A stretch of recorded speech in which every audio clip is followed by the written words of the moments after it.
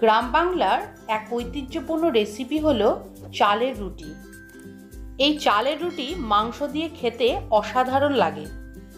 তো চালের রুটি কিভাবে সহজে বানানো যায় তাই নিয়ে আজকের এই রেসিপির শুরুতে আমি বেশ কিছুটা পরিমাণ চালের আটা নিয়ে নিয়েছি, যেটাকে একটা চালুনির সাহায্যে খুব ভালোভাবে চেলে নেব, যাতে কোনো রকম নোংরা থাকলে এই চালুনিতে সেটা আটকে যাবে। চালের আটাটাকে খুব ভালোভাবে এখানে চেলে নেওয়া হয়ে গেছে। আপনারা এখানে দেখতেই পাচ্ছেন আটাটাকে বেশ ভালোভাবে আমি চেলে নিয়েছি।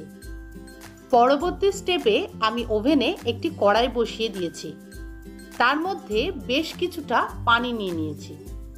এবার এই পানির মধ্যে আমি 1 চামচ মতো লবণ মিশিয়ে নেব আর পানিটাকে খুব ভালোভাবে ফুটতে দেব। 10 মিনিট পর আপনারা দেখুন পানিটা ফুটতে শুরু করেছে।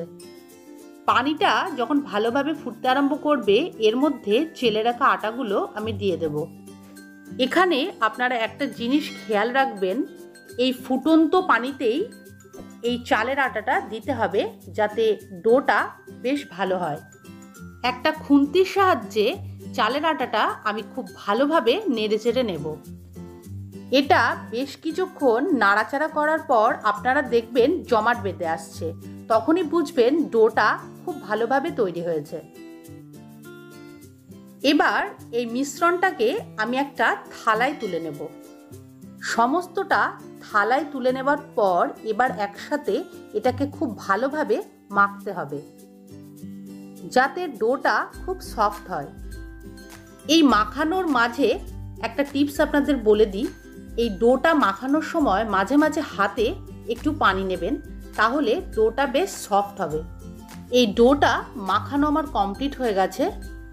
রুটি করার জন্য বেলুন পিড়েতে আমি সামান্য পরিমাণে চালের আটা নিয়ে নিলাম। রুটি করার জন্য আমি একটা বেলুন পিড়ে নিয়ে নিয়েছি। ডো থেকে এবার একটা লেচি কেটে নিলাম। এটাকে হাতের সাহায্যে ঘুরিয়ে ঘুরিয়ে একটু গোল করে নিতে হবে। এবার আমি রুটিটাকে বেশ গোল করে বেলে নেব।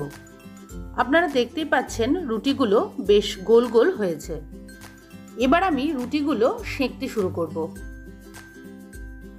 আপনারা এখানে দেখতেই পাচ্ছেন রুটিগুলো খুব সুন্দরভাবে ফুলছে। আপনার ডো তৈরির ওপরেই নির্ভর করছে আপনার এই রুটিটা কতটা সফট হবে। আমি আর একটা রুটি দিয়ে দিলাম।